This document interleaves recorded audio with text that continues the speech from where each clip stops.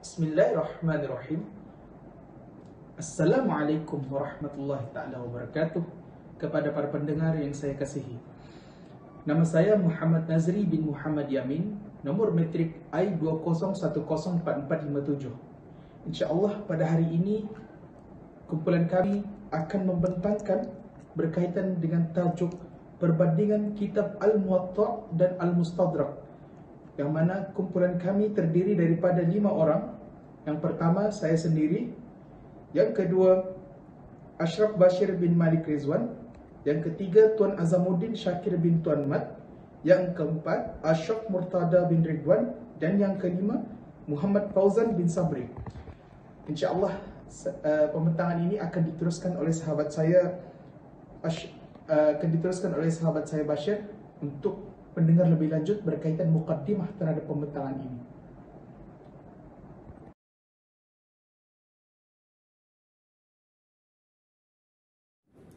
Assalamualaikum warahmatullahi wabarakatuh. Nama saya Ashraf Bashir bin Malik Ridwan, nomor metrik I2010144499. Sebagai muqaddimah untuk pembentangan kali ini, perkembangan hadis dalam dunia Islam memiliki sejarah yang panjang, dimulai dari zaman Rasulullah sallallahu alaihi wasallam. Perkembangan hadis ini sangat penting diketahui bagi kita umat Islam kerana hadis merupakan sumber penting dalam Islam berdasarkan peranan dan pengaruh besar selepas Al-Quran. Tujuan Al-Hakim menyusun kitab Al-Mustadrak adalah untuk menghimpun hadis-hadis sahih berdasarkan syarat Al-Bukhari dan Muslim atau salah seorang daripada mereka yang tidak ditulis dalam kitab masing-masing. Manakala kitab Al-Muwatta' pula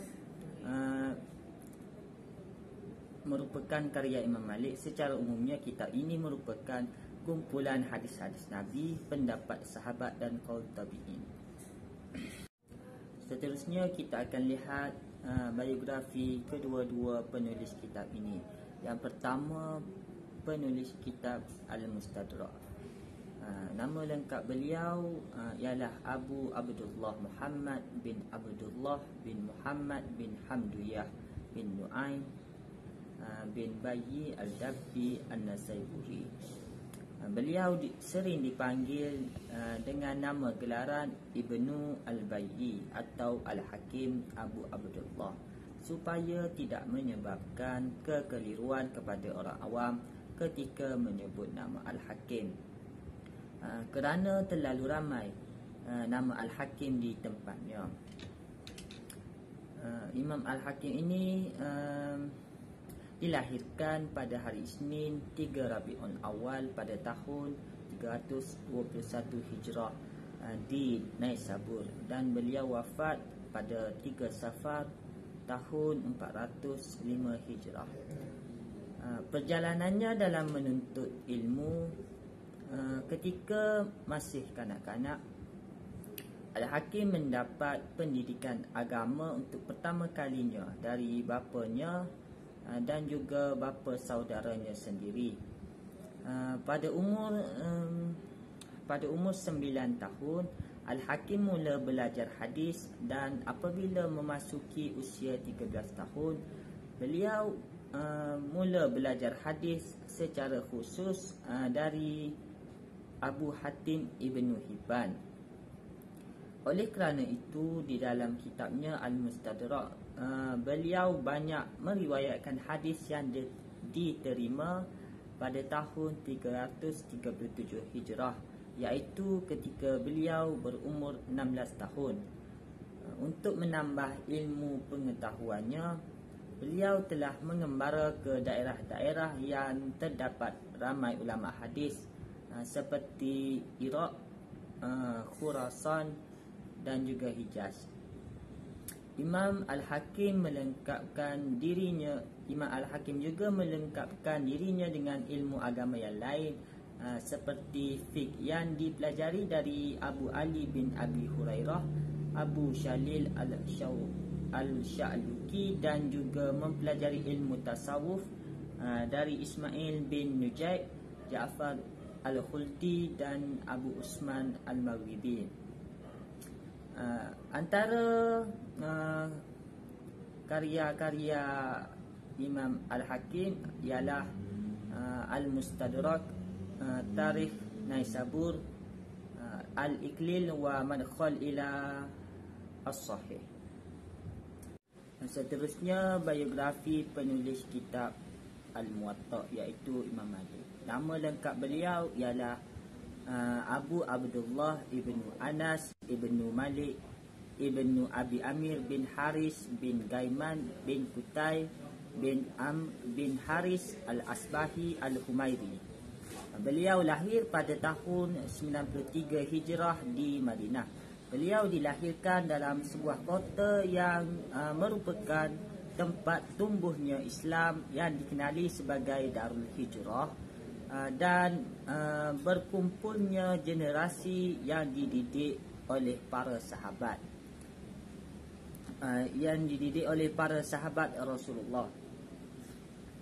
Beliau wafat pada tahun 197 Hijrah, iaitu ketika beliau berumur 86 tahun dan meninggalkan 3 orang putera dan seorang puteri.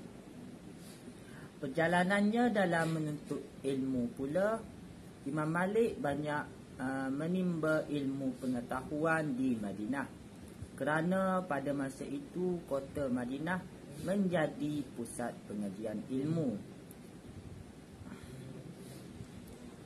Beliau mempunyai kecerdasan akal fikiran yang tinggi. Beliau mempelajari Al-Quran dan menghafalnya sejak daripada beliau kecil lagi. Bukan itu sahaja, bagaimana cara membacanya dan tafsirnya turut dipelajari. Selain itu, beliau juga sangat meminati hadis, dan mempelajari hadis Nabi SAW, sehingga beliau mendapat gelaran ahli hadis. Beliau telah banyak berguru daripada 900 orang guru, 300 di antaranya daripada golongan tabi'in dan 600 di antaranya lagi daripada golongan tabi'in.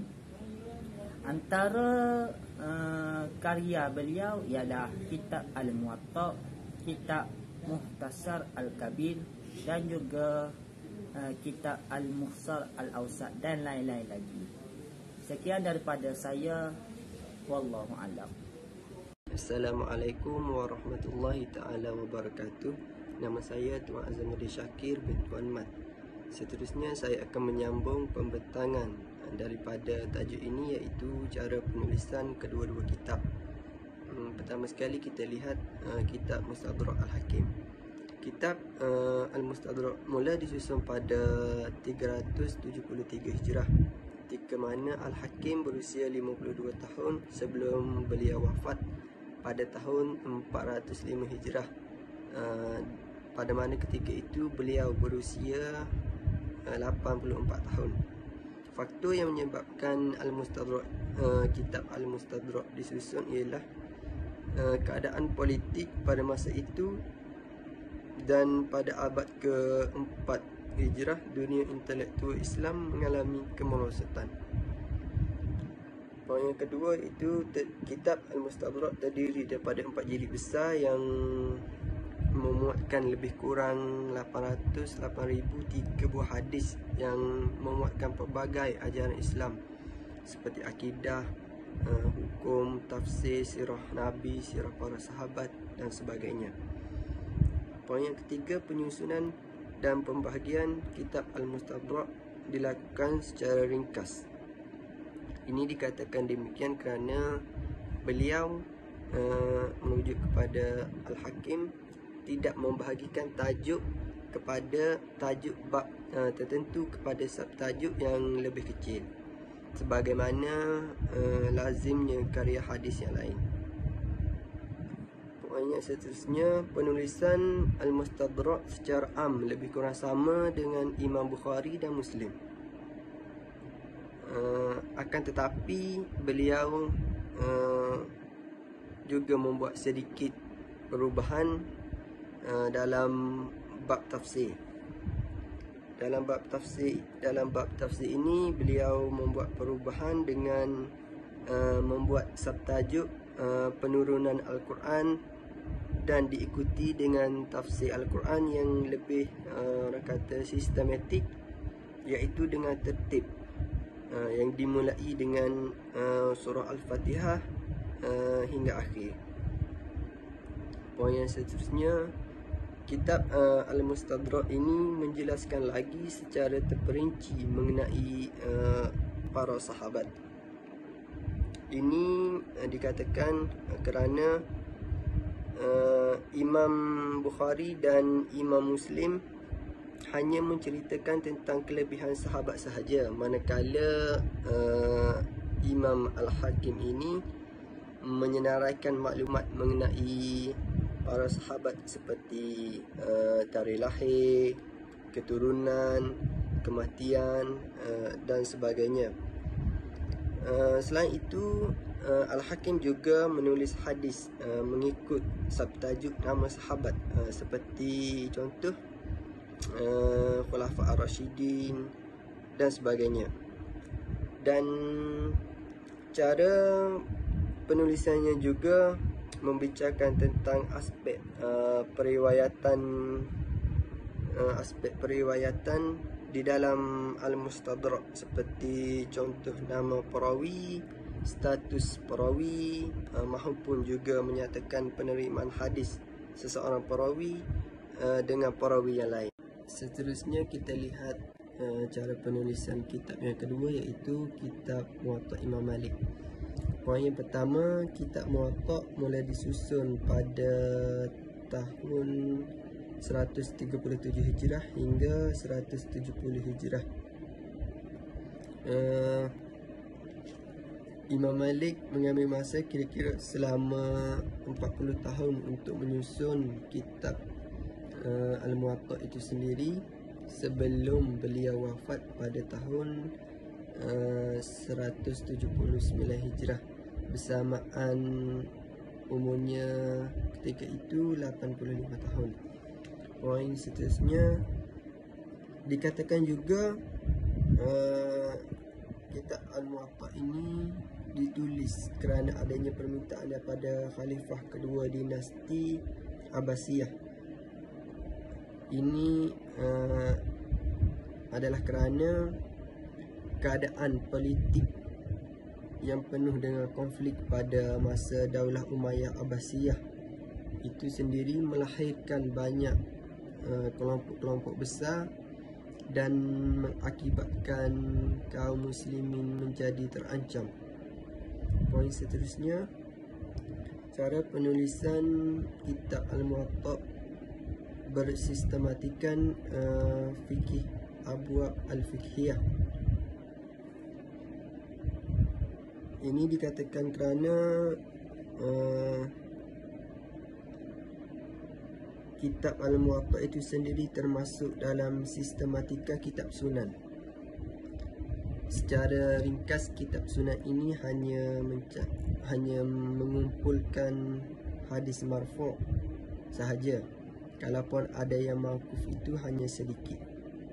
Di awal penulisan kitab Al-Muwatta itu dimulakan dengan biografi Imam Malik sendiri, dan seterusnya dipaparkan akan pendapat ahli hadis tentang Muwatta seperti pendapat Imam Syafi'i, Ahmad bin Hanbal dan Imam Al-Bukhari. Poin seterusnya, kitab Muwatta menjadi penengah kepada undang-undang dan perbezaan fatwa. Ini dikatakan kerana pada masa tersebut Khalifah Ja'far Al-Mansur, iaitu khalifah kedua dinasti Abbasiyah, meminta kepada Imam Malik untuk menulis menulis kitab Al-Muwatta ini sebagai menjadi penengah kepada undang-undang dan perbezaan fatwa yang berkembang pada masa tersebut. Poin seterusnya, Al-Muwatta ini juga membincangkan tentang orang-orang yang meriwayatkan Muwatta itu sendiri, Al-Muwatta itu sendiri dari Imam Malik yang berasal daripada Madinah, Mekah, Mesir dan sekitarnya lah. Dan Al-Muwatta ini juga dilanjutkan lagi dengan jalur periwayatan yang membahaskan tentang naskah Al-Muwatta, seperti contoh Syarah, Rijal, Musnad, Ikhtilaf Al-Muwatta, dan diakhiri dengan Takhrij Al-Muwatta. Poin seterusnya, penulisan kitab Al-Muwatta ini menghimpunkan hadis-hadis Nabi, pendapat sahabat, kaum tabi'in dan ijma' Ahlul Madinah. Dan para ulama berbeza pandangan tentang hadis yang terdapat di dalam kitab Al-Muwatta itu sendiri, seperti contoh pendapat Imam Abu Bakar Al-Abhari yang berpendapat bahawa ada 1726 hadis dengan perincian 600 musnad, 222 mursal, 613 mauquf dan 285 kaum tabi'in. Dan manakala terdapat banyak lagi pendapat ulama lain. Dan poin yang terakhir sekali, kitab Muwatta itu sendiri terdiri daripada hadis marfu', mauquf dan maqtu', dan termasuk kualiti hadis sahih, hasan dan dhaif secara amnya lah. Itu sahaja daripada saya. Sekian, terima kasih. Assalamualaikum, nama Asraf Murtaza Ridwan, nombor menteri I20104535. InsyaAllah saya akan menerangkan bilangan hadis, bilangan martabat hadis sahih, hasan dan dhaif. Setiap kitab hadis yang lain, seperti kitab-kitab hadis yang lain, ia mesti mempunyai bilangan dari segi hadis sahih, hasan dan dhaif. Oleh itu, setiap penuntut ilmu mestilah arif dalam hal ini, lebih-lebih lagi bagi yang mengambil bahagian dalam setiap yang berkaitan dengan ilmu hadis. Begitu juga dalam kitab Al-Mustadrak Al-Hakim dan Al-Muwatta karya Imam Malik.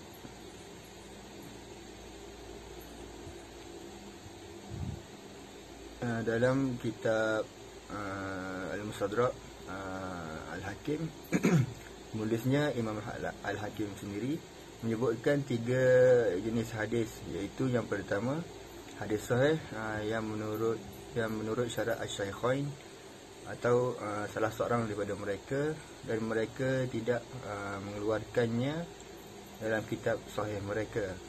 Jumlah hadis jenis ini mencapai 2767 buah hadis. Jenis yang kedua pula hadis yang sahih di sisi beliau, walaupun tidak menepati syarat Asy-Syaikhain atau salah seorang daripada mereka.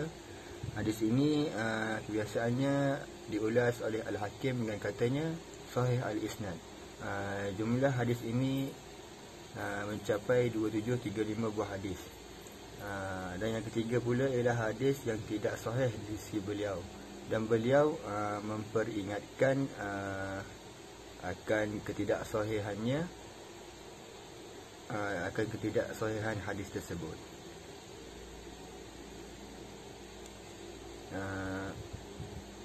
Sebagai tambahan, terdapat banyak hadis yang disahihkan oleh Imam Al-Hakim, tapi menurut Al-Hafiz Az-Zahabi, hadis tersebut adalah daif dan munkar. Menurut Al-Hafiz Az-Zahabi juga terdapat sekitar 100 buah hadis yang merupakan hadis-hadis maudhu' dalam kitab Al-Mustadrak itu sendiri. Dan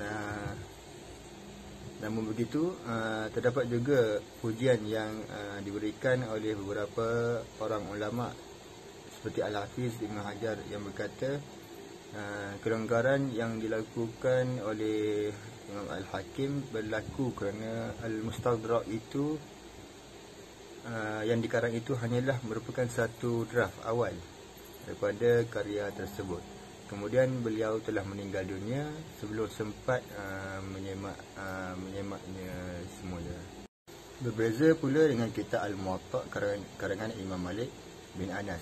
Kitab ini tidak perlu dipersoalkan lagi berkenaan hadis sahih, hasan atau dhaif, kerana kitab ini menjadi rujukan setiap Muslim dan juga bukan Muslim dalam mencari hal-hal yang berkaitan sunnah Nabi Muhammad SAW. Beliau sangat berhati-hati ketika menapis, mengasingkan dan membahas serta menolak riwayat yang meragukan. Boleh dikatakan daripada 100,000 buah hadis yang dihafal oleh beliau, hanya 10,000 sahaja diakui sah, dan daripada 10,000 hadis itu hanya 5,000 sahaja yang disahkan sahih oleh beliau. Setelah disiasat dan dipadankan dengan kitab suci Al-Quran, hal ini menunjukkan tiada keraguan dalam kitab Al-Muwatta', dan ianya amatlah bagus bagi peminat hadis. Ramai ulama yang memberikan pendapat berkenaan kitab Al-Muwatta' ini, seperti murid Imam Malik sendiri, iaitu Al-Imam Asy-Syafi'i rahimahullah, dan beliau pernah berkata tiada sebuah kitab di muka bumi ini yang lebih banyak mengandungi kebenaran selain daripada kitab Al-Muwatta' karangan Imam Malik. Kitab ini menghimpunkan hadis Nabi SAW, pendapat sahabat, qaul tabi'in, ijma' ahli Madinah, dan pendapat Imam Malik sendiri. Para ulama berbeza pendapat tentang jumlah hadis yang terdapat dalam Al-Muwatta', dan dikatakan terdapat 600 hadis marfu', 613 hadis mauquf, 285 hadis maqta' dan 222 hadis mursal. Bismillahirrahmanirrahim. Saya Muhammad Nazri bin Muhammad Yamin, nomor metrik I2010457, akan membentangkan perbandingan di antara kitab Al-Muwatta' dan juga kitab Al-Mustadrak. Terlebih dahulu, saya akan berkongsikan kepada anda berkaitan dengan kitab Al-Muwatta', yang mana sebelum ini rakan saya telah pun menjelaskan biografi penulis kitab ini yang bernama Imam Malik bin Anas, yang wafat pada tahun 179 Hijrah. Nama penuh kitab ini ialah kitab Al-Muwatta' yang dikarang oleh Imam Malik. Tujuan penulisan kitab ini adalah di atas permintaan sahabat beliau yang bernama Muhammad bin Al-Muqaffa'. Muhammad bin Al-Muqaffa' menyarankan kepada pemerintah Abbasiyah pada ketika itu agar menulis sebuah kitab yang dijadikan panduan kerajaan untuk dijadikan sebagai aturan ataupun hukuman yang dirujuk oleh para qadi yang ada pada ketika itu.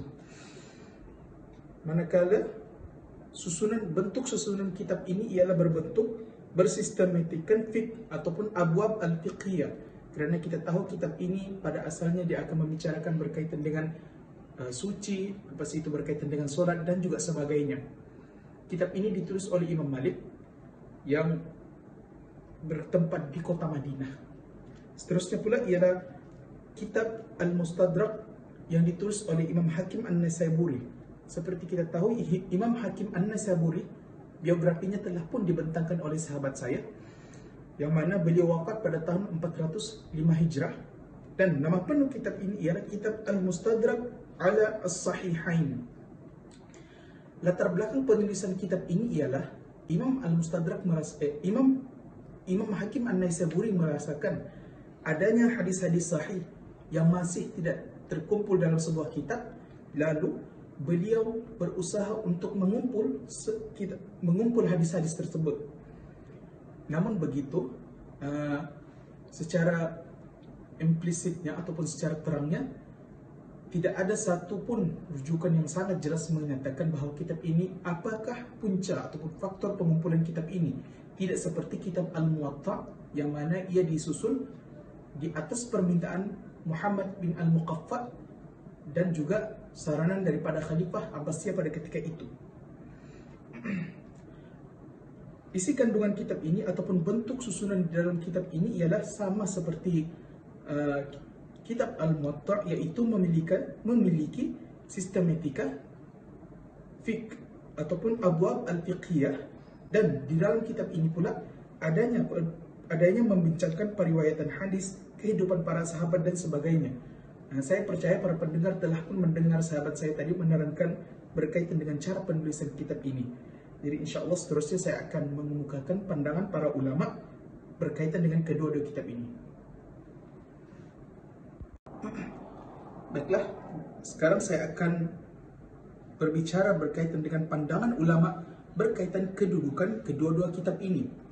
Terlebih dahulu saya akan membicarakan berkaitan kitab Al-Muwatta yang dikarang oleh Imam Malik, di mana saya memetik kata-kata Imam Asy-Syafi'i.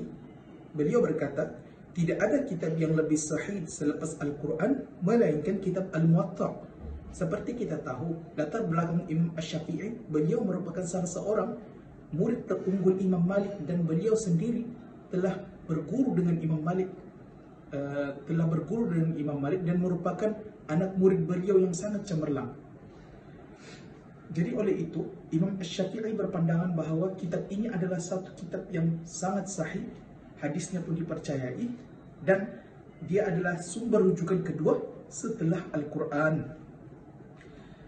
Sekarang saya akan membentangkan berkaitan pandangan Abu Bakar Ibn Arabi berkaitan dengan kitab Al-Muwatta. Menurut Abu Bakar Ibn Arabi, beliau berkata bahawa Al-Muwatta adalah asas pertama dan Sahih Bukhari adalah asas kedua. Seperti kita tahu, sebelum kewujudan kitab Sahih Bukhari yang merupakan rujukan pertama kitab sahih pada hari ini, kitab Al-Muwatta adalah kitab hadis pertama yang menjadi rujukan para ulama setelah kitab suci Al-Quran. Jadi kalau kita lihat daripada pandangan para ulama ini, mereka lebih banyak memuji kitab Al-Muwatta kerana mereka tahu berkaitan dengan biografi ataupun latar belakang penulis kitab ini. Sekarang saya cuba memberi kata-kata ulama berkaitan dengan kitab Al-Mustadrak, yang mana menurut Imam Al-Baihaqi, ia tidak bersetuju bahawa Al-Mustadrak memuat hadis-hadis yang memenuhi persyaratan Bukhari dan Muslim. Kerana kita tahu bahawa sebab Imam Hakim An-Naisaburi menulis kitab ini adalah beliau cuba mengumpulkan hadis-hadis sahih yang beliau rasakan sahih. Namun begitu, adanya pertikaian dalam kalangan ulama yang mengatakan bahawa hadis ini berstatus yang berbeza-beza menurut kriteria yang ditetapkan oleh ulama. Oleh itu, imam seperti Imam Al-Baihaqi tidak bersetuju dengan pandangan dengan penulisan kitab Al-Mustadrak ini kerana banyaknya hadis-hadis yang perlu disemak semula. Kerana tidak semua kitab-kitab hadis yang terkandung di dalam kitab ini merupakan hadis sahih. Dan juga menurut Abu Sa'id Al-Malini, ia menyatakan bahawa di dalam kitab Al-Mustadrak tidak ada hadis yang memenuhi pensyaratan Syaikhain. Yang mana maksud Syekh Abu Sa'id Al-Malini ini, beliau berpandangan bahawa kitab Al-Mustadrak ini tidaklah seperti kitab Sahih Bukhari. Kerana tujuan, seperti saya sebutkan tadi, tujuan Imam Hakim An-Naisaburi menulis kitab ini adalah cuba untuk mengumpul hadis-hadis sahih seperti mana yang dilakukan oleh Imam Bukhari dan juga Imam Muslim. Jadi oleh itu, menurut Abu Sa'id Al-Malini, beliau berpandangan bahawa ia tidak memenuhi ciri-ciri Syaikhain ini kerana adanya hadis-hadis yang dianggap daif, dianggap maudhu dan juga sebagainya, hadis-hadis lemah, hadis-hadis kuat, hadis-hadis palsu dan sebagainya yang perlu disemak semula oleh para muhaddisin. Jadi sebagai kesimpulan ataupun sebagai boleh dikatakan khulasah terhadap perbandingan antara kedua-dua kitab ini, kita tahu bahawa kitab Al-Muwatta' dia hanya mengumpulkan lebih kurang, bukan secara tepatnya 1,700 hadis, manakala Al-Mustadrak mengumpul lebih kurang 8,000 hadis. Saya tidak ingat secara tepatnya berapa, namun begitu hal ini menyebabkan adanya pandangan-pandangan yang berbeza dalam kalangan ulama di dalam menilai kitab Al-Muwatta' dan juga Al-Mustadrak. Kitab ini masing-masing menjadi rujukan para muhaddisin dalam mengeluarkan hadis ataupun sebagainya. Namun begitu, setiap pandangan ulama juga adanya kerelevanan ataupun adanya kerelevanan yang perlu kita tengok kerana mereka adalah orang yang memahami ilmu hadis secara baik. Jadi oleh itu kitab Al-Muwatta' dan Al-Mustadrak masing-masing ada kelebihan. Namun begitu kitab Al-Muwatta' lebih banyak dipakai khususnya dalam mazhab Maliki kerana penulisnya merupakan seorang penulis yang masyhur pada zaman itu. Sekian itu sahaja pembentangan saya berkaitan dengan perbandingan di antara dua kitab. InsyaAllah akan diteruskan dengan pembentangan kesimpulan selepas ini. Terima kasih. Bismillahirrahmanirrahim. Assalamualaikum warahmatullahi wabarakatuh. Nama saya Muhammad Fauzan bin Sabri. Nombor metri I19304137. Saya akan menyimpulkan mengenai kitab Muwatta' dengan kitab Mustadrak. Kesimpulan daripada kitab Muwatta' ialah kitab Al-Muwatta' ini disusun pada saat umat Islam penuh konflik dalam segala bidang yang berawal dari masalah politik. Untuk itu, Imam Malik menulis kitab Al-Muwatta'-nya dengan tujuan untuk mengatasi konflik yang terjadi pada saat itu. Imam Malik juga ingin agar kitabnya boleh diamalkan oleh semua orang dan golongan. Metodologi penulisan kitab Al-Muwatta' apabila dilihat dari segi sistematik dan kandungan, termasuk model penyusunan kitab sunan dengan menggunakan fiqh yang sistematik dengan pelbagai bentuk pengumpulan teks hadis. Ramai ulama yang menilai bahawa kitab Al-Muwatta' adalah kitab yang paling sahih selepas Al-Quran, terutama ulama yang hidup pada abad ke-2 dan ke-3 Hijrah. Dan persediaan yang sistematik memandangkan belum ada garis panduan penulisan kitab hadis pada ketika itu. Para orientalis yang memberikan kritikan terhadap kitab Al-Muwatta' mengatakan bahawa kitab itu bukan kitab hadis, tetapi kitab hukum dan kandungannya tidak hanya hadis, tetapi juga kebiasaan ulama Madinah dan fatwa Imam Malik. Kitab Al-Muwatta' Imam Malik adalah kitab hadis dan juga fiqh yang tertua yang masih boleh kita temui sampai sekarang. Kitab tersebut bahkan menjadi salah satu mazhab yang cukup banyak pengikutnya kini, terutamanya di bahagian benua Afrika dan Andalusia, Sepanyol dan sebahagian kecil Sudan dan Bahrain. Kitab Al-Muwatta' adalah kitab hadis yang pertama kali disusun dengan menggunakan sistematik dalam penulisan. Tidak ada kitab hadis sebelumnya yang disusun dan ditulis dengan begitu sistematik. Akhir sekali, kitab Al-Muwatta' dijadikan asas rujukan para ulama terkemudian dalam menyusun dan menulis kitab hadis mereka. Kritikan para orientalis menjadikan hadis tersebut semakin dikaji secara mendalam sekaligus melahirkan ilmu baru dalam bidang hadis yang akan menjadi sumbangan kepada perkembangan ilmu pengetahuan di samping juga menjadi alat penyiaran ajaran Islam ke seluruh alam melalui hadis. Okey, kesimpulan daripada kitab Mustadrak Al-Hakim ini pula. Pertama, walaupun Al-Hakim ni berniat untuk menyusun hadis-hadis sahih sebagai tambahan yang belum termasuk dalam kesahihan Bukhari dan Muslim dan menggunakan syarat-syarat sahih, ternyata tidak semua hadis dalam kitabnya sama taraf sahihnya.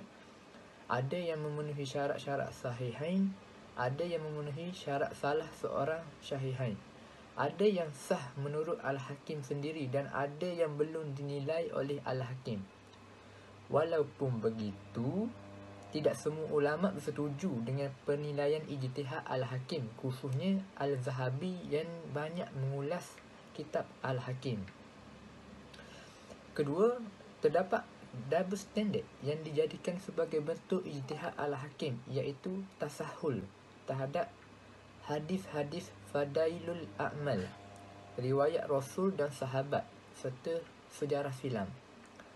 Tasyaddud untuk masalah akidah dan syariah seperti halal haram, nikah, rekod dan muamalah. Sering menimbulkan perbezaan pandangan di kalangan ahli hadis dan menyebabkan mereka menganggap Al-Hakim terlalu longgar dalam menerapkan hukum kesahihan sesuatu hadis. Lebih-lebih lagi, sebahagian ulama hadis mendapati ketidakselarasan Al-Hakim yang tasahul dalam masalah akidah dan syariah dan memasukkan banyak hadis yang sangat dhaif, iaitu 267 hadis, termasuk hadis maudhu', walaupun jumlahnya lebih kurang dalam 87 hadis. Ketiga, Al-Hakim mengklasifikasikan hadis kepada dua, iaitu sahih dan dhaif. Bagi hadis hasan, seperti yang diklasifikasikan oleh Al-Tirmizi, ia termasuk dalam kriteria hadis sahih yang tidak disepakati kesahihannya. Selain daripada kekurangan dan kelemahan kitab Al-Mustadrak ala Al-Sahihain, selain kritikan dan pujian yang dilemparkan kepadanya, langkah Al-Hakim ini merupakan satu keberanian yang besar bagi seorang pakar hadis untuk memberi sumbangan dan wacana baharu dalam alam hadis dan ulum al-hadis untuk masyarakat pengkaji hadis yang seterusnya. Okey, sekian sahaja daripada saya. Terima kasih.